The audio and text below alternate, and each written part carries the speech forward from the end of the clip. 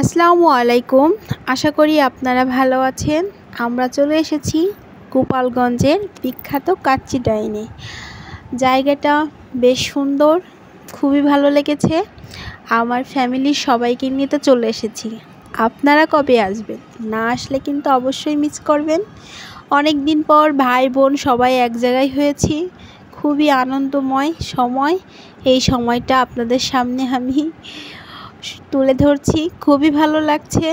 আমার দাদু নানু ওদেরকেও নিয়ে আসতে পেরে এই কারণে খুবই একটি মনের ভিতর অন্যরকম অনুভূতি হচ্ছে। আর আমার ফ্যামিলির সবাইও এখানে আছে। জায়গাটা মোটামুটি বেশ ভালো, নতুন নতুন হয়েছে। আপনারাও আসতে পারেন। খাবারটাও বেশ টেস্টি। খাইলেই আপনারা আসলে বুঝতে পারবেন। আর সবাইকে নিয়ে একসঙ্গে খাওয়া, এই খাওয়ার অনুভূতিটাই অন্যরকম আমার কাছে বিশেষ করে।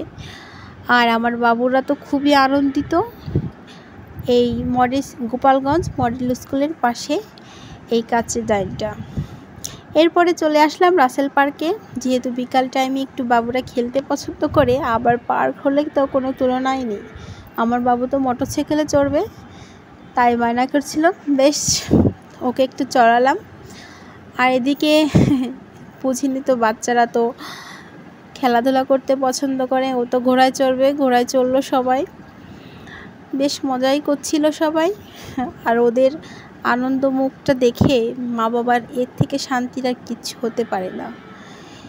ব্যাস ঘোরাধরা তো অনেকটা কমপ্লিট। চলে আসলাম একটু শপিং করতে, বাচ্চাদের জন্য কিছু কেনাকাটা করতে। ছোট ছোট জিনিস দেখেন, কত কিউট কিউট ক্লিপ আর কিউট কিউট সব জিনিসপত্র দেখলেই মনে হচ্ছে সবগুলো তুলে নিয়ে যায় বাড়িতে, কিন্তু আসলে তো সম্ভব নয়।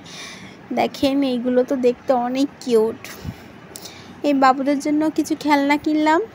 চলে আসলাম, ওদের একটু বায়না করছিল যে একটু খেলা করবে, তাই এদিকে নিয়ে আসলাম বাবুদের সবাইকে নিয়ে।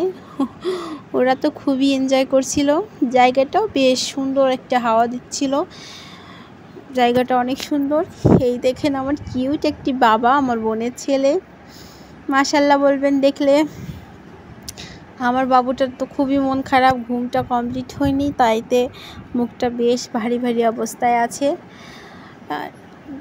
গোপালগঞ্জের এই পার্কটা বেশ মোটামুটি ভালো। এদিকে একটু জুস বিক্রি করছিল, সবাই টায়ার্ড, তাই ভাবলাম একটু সবাই জুস খাওয়া যাক। বেশ জুসটা বেশ ভালোই বানায়। পার্কের ভিতরেই এটা, আপনারা আসলে ট্রাই করবেন অবশ্যই। আবার চলে আসলাম আর কিছু কেনাকাটা করতে বাবুদের নিয়ে। এদিকে তো বলছে মধু মধু বলে চিৎকার পারছে, তাহলে একটু আনারস খেয়ে নিলাম সবাই মিলে। আবার চলে আসলাম এই দোকানটায়। এই দোকানটা দেখেন কি সুন্দর চ্যাং দিয়ে জায়গাটা সাজিয়েছে, বেশ ভালো লাগলো, ইন্টারেস্টিং ব্যাপার। আর এদিকে ঘোরাফেরা করছি, বেশ মজা করছে বাচ্চারা। আসসালামু আলাইকুম সবাই।